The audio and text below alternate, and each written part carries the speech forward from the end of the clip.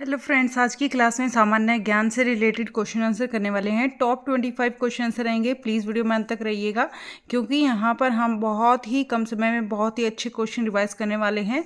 तो बने रहिएगा अंत तक। वीडियो अच्छी लगे तो लाइक कीजिएगा।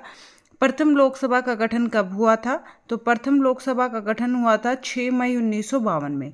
प्रथम लोकसभा का गठन कब हुआ था? प्रथम लोकसभा का गठन हुआ था 6 मई 1952। 6 मई 1952 को पहली लोकसभा का गठन हुआ था। झंडा समिति के अध्यक्ष कौन थे?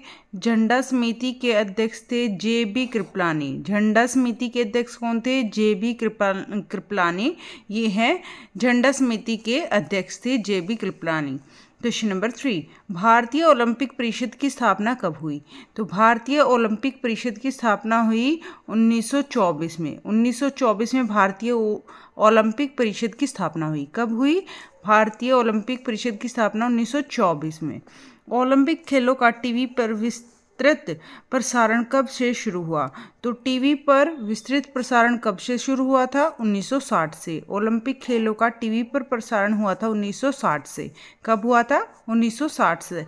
और भारतीय ओलंपिक परिषद की स्थापना हुई थी 1924 में। नेक्स्ट क्वेश्चन देखते हैं।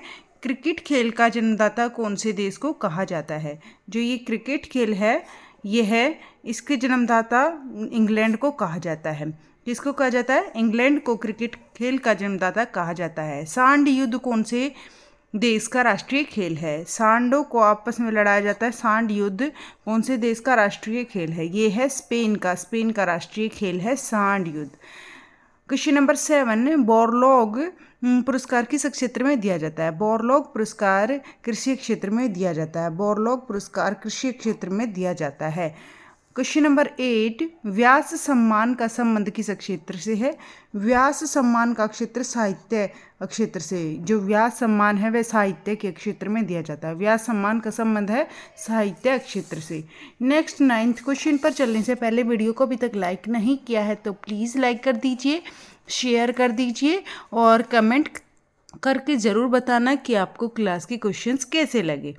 फिल्म जगत में दिया जाने वाला सबसे प्रतिष्ठित अंतर्राष्ट्रीय पुरस्कार कौन सा है?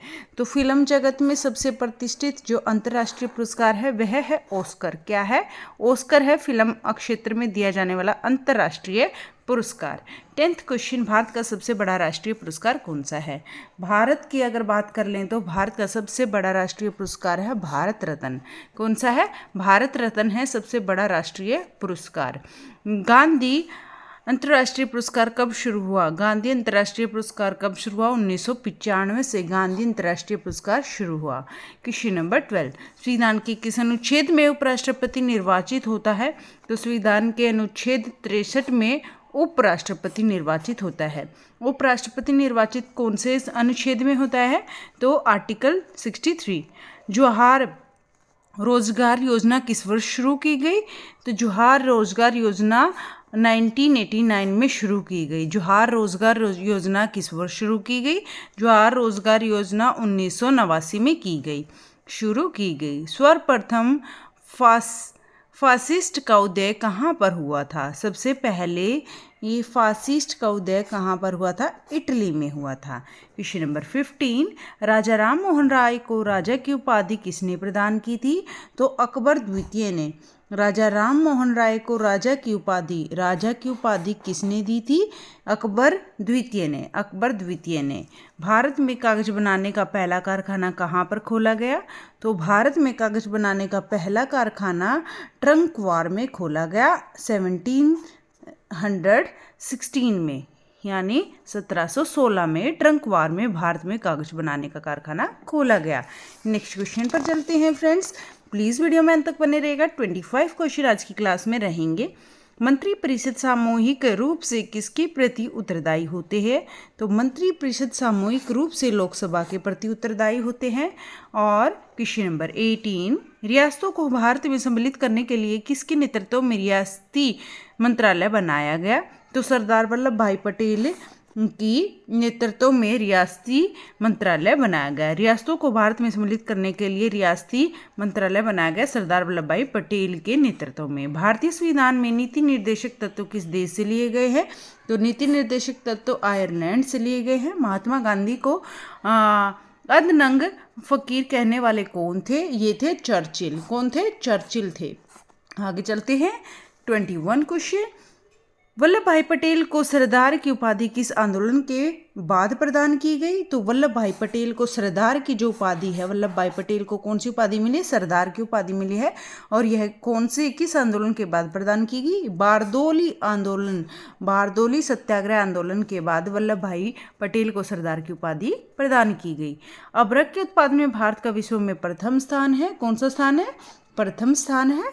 नेक्स्ट क्वेश्चन है, देश में सर्वाधिक सोना किस राज्य में पाया जाता है? तो देश में सर्वाधिक सोना कर्नाटक में पाया जाता है।